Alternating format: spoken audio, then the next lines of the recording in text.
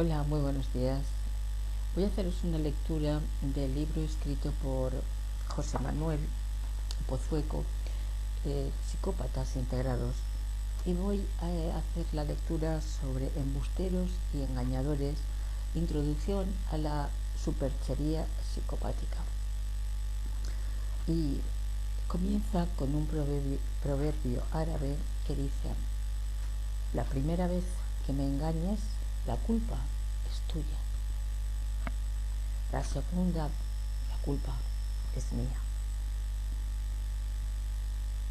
Podemos encontrar a multitud de investigadores y estudiosos, como no, de lo que es la psicopatía, lo que son los psicópatas o lo que es la tríada oscura. Y muchos de ellos dicen lo siguiente: numerosos trucos más o menos sutiles, más o menos sucios, a los que la copiosa caterva de charlatanes y encantadores de serpientes que pululan a nuestro alrededor y que nos quieren vender la moto nos someten cotidianamente. ¿Os dais cuenta cómo nos pueden engañar y mentir? El asunto no es especialmente nuevo.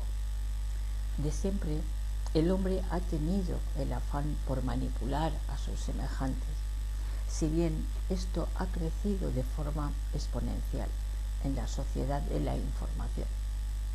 No hay condicionamiento más eficaz que el invisible, porque la víctima no advierte los recursos que el otro utiliza para manipular su voluntad y limitar su libertad de decisión.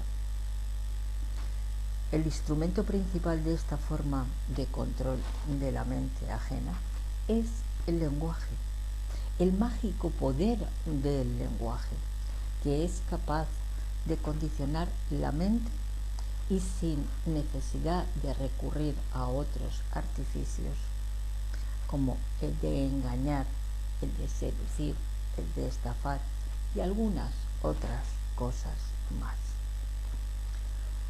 Llegados a este punto, y con razón, que no hace falta ser psicópata para poseer este arte de hablar, de embaucar y de engañar del que estamos hablando, puesto que mucha gente lo ejercita a diario por diversas razones y con diferentes fines. Sin embargo, el arte de hablar y manipular del psicópata es mucho más civilino y elaborado que el de todos esos charlatanes y encantadores de serpientes. Todos sabemos perfectamente lo que es una mentira. Igualmente, todos sabemos qué significa eso de las mentiras piadosas. Y también esos de mentir por salir del paso, que a fin de cuentas viene a ser lo mismo que lo anterior. Hubo una vez un político, de cuyo nombre no quiero acordarme, que decía que incluso para mentir hay que tener clase. ¿Qué duda cabe que este político, por sus diversas felonías y fechorías, poseía todo menos clase? Y es que ya se lo aconsejaba el mismo Maquiavelo en una carta escrita en mayo de 1521, precisamente por las conductas reprobables de los políticos y gobernantes de su época.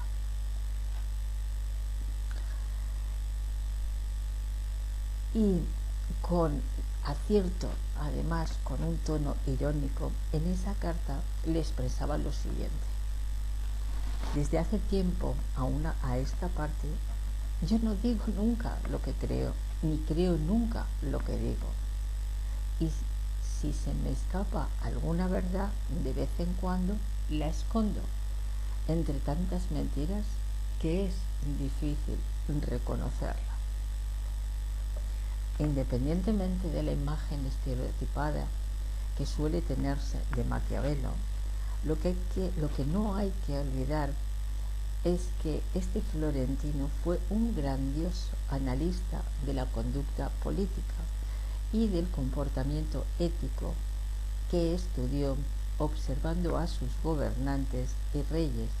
De ahí que su obra principal de 1513, El Príncipe, estuviera destinada a estos mismos. Y otra mentira histórica popular más sobre este personaje no fue él, a pesar de la creencia generalizada en la sociedad. Quien dijo aquello de que el fin justifica los medios. Esta frase célebre, como bien han puesto de manifiesto actualmente los historiadores, la escribió el auténtico Sáfraga francés, uno de esos acomplejados megalómanos que se autonombró emperador y que también tristemente ha quedado para la posteridad en la huella de la memoria histórica. Napoleón Bonaparte. Claro que es difícil detectar la mentira, no solo de los psicópatas, sino también de la gente normal, que no es psicópata y asimismo mienten hasta cuando están durmiendo. Aún estamos lejos de poseer el perfecto test de Pinocho, pero la voluminosa investigación ha puesto reiteradamente de manifiesto que existen algunas claves que pueden ayudarnos más que a identificar a los mentirosos, a sospechar de aquellas patrañas que ya vienen de muy lejos. No se trata de ver psicópatas por todas partes. Tampoco se trata aquí de procurar detectar mentirosos por doquier, ni de buscar indicadores de que ello es así. Si creemos que alguien puede mentirnos y buscamos obsesivamente dichos indicadores de que ello es así, raro será que no encontremos algo que efectivamente confirme nuestras sospechas. Pero lo peor de todo eso no es. Lo peor de todo es que desconfiar de todo el mundo, cuestionarlo todo, observar todo y a todos, incluso en el más mínimo detalle, lo único que nos estaría asegurando es un pasaporte a la locura. Para ir desgranando esta superchería y charlatanería de los psicópatas, a continuación voy a leeros un caso de estudio con el que precisamente debutó el doctor Robert E. Hart como psicólogo, y se trata de un preso común llamado Ray, un ejemplo evidente de la mentira patológica y manipulación, que es interesante por la espectacularidad con la que este sujeto logró engañar a todo el mundo y sobre todo por los diversos ardiles que empleó para llevar a cabo todos sus actos. Pasamos a leer el caso de Ray. Se trataba de un psicópata reinsertado que engañó a todos. Después de obtener el máster en psicología a principios de la década de 1960, busqué un trabajo para alimentar a mi mujer y a mi pequeña hija y para pagar mis estudios posteriores. Sin haber trabajado nunca antes en una prisión, me encontré siendo el único psicólogo de la penitenciaría de British Columbia en Vancouver, Canadá. No tenía experiencia profesional ni como psicólogo ni especial interés en psicología clínica ni en criminología. La penitenciaría de máxima seguridad cerca de Vancouver era una enorme institución que albergaba a esa clase de criminales de los que solo había oído hablar en la tele. Decir que me hallaba en un medio poco familiar para mí es un eufemismo. El psicólogo que me precedió había dejado una pequeña biblioteca en el despacho al que me habían destinado. Consistía principalmente en libros sobre test de psicología, tales como el test de Rocha, el test de apercepción temática. Conocía aquellas pruebas, pero no las había usado nunca. De manera que estos manuales solo reforzaron mi sensación de que no las tenía todas conmigo. No llevaba ni una hora en el despacho cuando llegó mi primer cliente. Era un hombre alto, delgado, de cabello oscuro y unos 30 años. El aire en torno a él era denso y me miró a los ojos de una manera tan intensa y directa como nadie lo había hecho antes. Su mirada no cesaba, no descansaba la vista mirando al vacío de tanto en tanto, como suele hacer habitualmente. Sin esperar una introducción, el recluso, le llamaré Ray, empezó la conversación. «Hey, doctor, ¿cómo anda? Mire, tengo un problema. Necesito su ayuda. Me gustaría hablar de ello». Con todas las ganas del mundo de estrenarme como psicoterapeuta, le pregunté en qué podía ayudarle. En respuesta sacó un cuchillo y lo blandió delante de mi nariz, sonriendo y con la mirada fija en mis ojos. Mi primer pensamiento fue apretar el botón rojo para que acudiera un guardia, pero este se hallaba en el campo de visión de Ray, y sin duda él sabía para qué servía. No lo toqué, quizá porque tuve la sensación de que solo me estaba poniendo a prueba, o quizá porque sabía que ello podía precipitar un ataque. En cuanto vio que no iba a tocar el botón, me explicó que el cuchillo no iba dirigido a mí, sino a otro recluso que le había hecho insinuaciones a su protegido, un término carcelario que designa al miembro pasivo de una relación homosexual. Yo no sabía por qué me decía esto a mí, pero pronto sospeché que me estaba poniendo a prueba de nuevo. Estaba intentando adivinar qué clase de funcionario era yo. Si no mencionaba el incidente a la dirección, violaría una de las reglas más estrictas de la prisión, la de dar parte de la posesión de un arma. Por otro lado, sabía que si informaba de ello, se correría la voz de que el psicólogo no estaba del lado de los reclusos y mi trabajo sería más difícil incluso que antes. Al acabar aquella sesión en la que me describió su problema, no una vez sino varios, decidí no informar.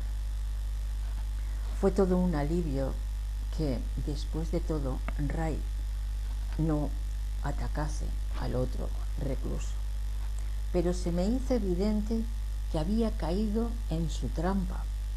Había demostrado que podía saltarme reglas fundamentales de la cárcel a cambio de desarrollar una relación profesional con los reclusos. Desde aquel primer encuentro, Ray se las ingenió para hacer de mí 8 meses de trabajo en la prisión una experiencia lamentable. Sus constantes demandas de mi tiempo y sus intentos de manipularme para conseguir cosas eran inagotables. En una ocasión me convenció de que quería aprender el oficio de cocinero. Él sentía que tenía cualidades para ello, que podría trabajar de cocinero cuando saliera de allí y que tenía buenas ideas para mejorar la cocina de prisión. De manera que apoyé su petición de ser trasladado del taller de máquinas, donde al parecer fabricó el cuchillo, a la cocina. Lo que no pensé es que ese destino era una golosa fuente de azúcar, patatas, fruta y otros ingredientes con los que se podía elaborar alcohol. Varios meses después de haber recomendado el traslado, hubo una repentina erupción en el suelo, bajo la mesa de trabajo del director. Cuando las cosas se calmaron, descubrimos un elaborado sistema subterráneo de destilación de alcohol. Alguna parte del alambique falló y provocó la explosión de uno de los recipientes. No era la primera vez que se descubría un artefacto como aquel en una prisión de máxima seguridad, pero la audacia de construirlo bajo el asiento del director sorprendió a muchas personas. Cuando se descubrió que Ray era el cerebro de la operación, tuvo que pasar algún tiempo en reclusión incomunicada. En España se conoce con el nombre de celdas o módulos de aislamiento. Una vez fuera del agujero, Ray apareció en mi oficina como si nada hubiera pasado, para pedirme que le trasladara a la cocina, al taller de coches. Sentía que tenía una habilidad especial, tenía que prepararse para el mundo de ahí afuera. Si solo tuviese tiempo para practicar, podría abrir su propio taller chapista una vez en la calle. Todavía me dolía haberle facilitado el primer traslado, pero una vez más me convenció. Poco después decidí dejar la prisión para estudiar un doctorado en psicología. Un mes antes de irme, Ray casi me convenció para que le pidiese a mi padre, contratista de obras, el que le emplease en su empresa para conseguir la libertad condicional. Cuando mencioné este hecho a los trabajadores de la prisión, no pudieron aguantarse la risa. Ellos sí conocían a Ray y sus planes de reforma, y todos habían adquirido una actitud escéptica con todo lo relativo a este interno.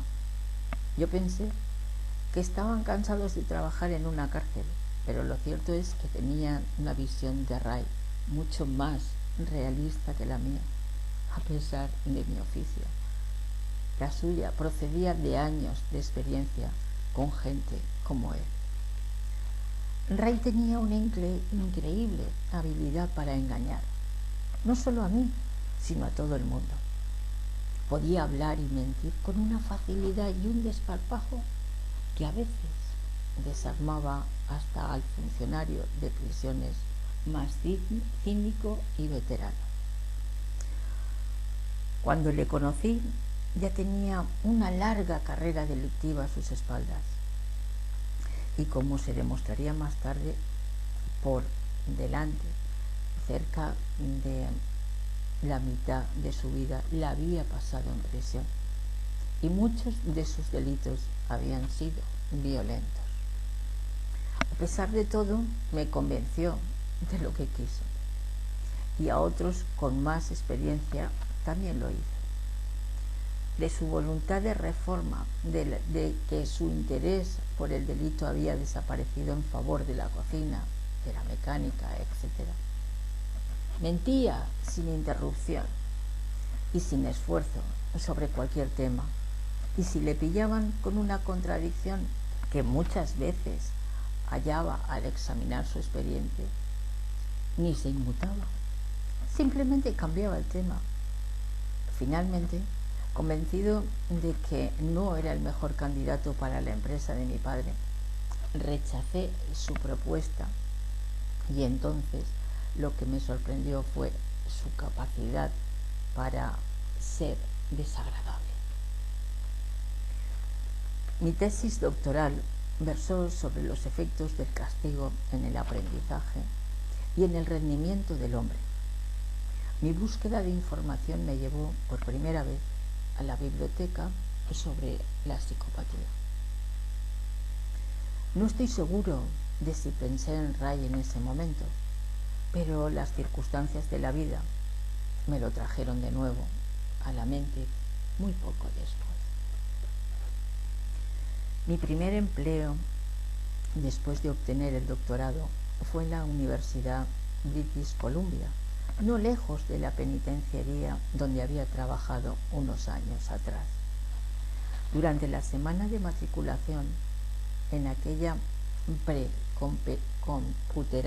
computerizada, me hallaba sentado detrás de una mesa con otros colegas para matricular a los estudiantes, alineados en largas colas. Estaba matriculando a un estudiante cuando mis oídos me advirtieron de que alguien hablaba de mí. Sí, trabajé como asistente del doctor Hart en la penitenciaría durante todo el tiempo que él pasó allí. Un año más o menos. Yo le llevaba todo el papeleo. Le expliqué de qué iba el mundillo de la prisión y todo eso. Sí, me consultaba sobre los casos más difíciles. Hicimos un gran trabajo juntos. Era Ray haciendo cola en una de las filas. Mi asistente me permití interrumpir su fluido discurso ¿de veras? Esperando ver su cara de desconcierto. «¡Hey, doctor! ¿Cómo va eso?», me dijo sin perder la compostura ni en un solo instante. Un segundo después ya estaba hablando de otra cosa. Después comprobé su solicitud. Era evidente que se había inventado los datos que allí figuraban. Según aquello, había estudiado en varias universidades. En su favor hay que decir que no intentó apuntarse a una de mis clases. Quizá lo que más me fascinaba de Ray era que después de descubrirle permaneció impasible. Mi colega se tragó el cuento que había trabajado conmigo. ¿Qué era lo que en su psicología le daba a Ray el poder de saltarse la realidad aparentemente sin ninguna preocupación ni reparo? Los siguientes 25 años me los pasaría intentando resolver esta cuestión. Habréis visto hasta qué punto pueden llegar a mentir sin inmutarse y cambiar de tema inmediatamente para no ser descubiertos. Pero imaginaros cómo este funcionario tardó 25 años para intentar resolver la cuestión de Ray, para saber exactamente cómo actúan estos mentirosos patológicos. Es realmente curioso, pero al mismo tiempo nos ayuda a entender que no podemos confiar en este tipo de personajes, y mucho menos con psicopatías, porque la violencia que llevan en su interior es demasiado elevada. Muchísimas gracias y muy buenos días.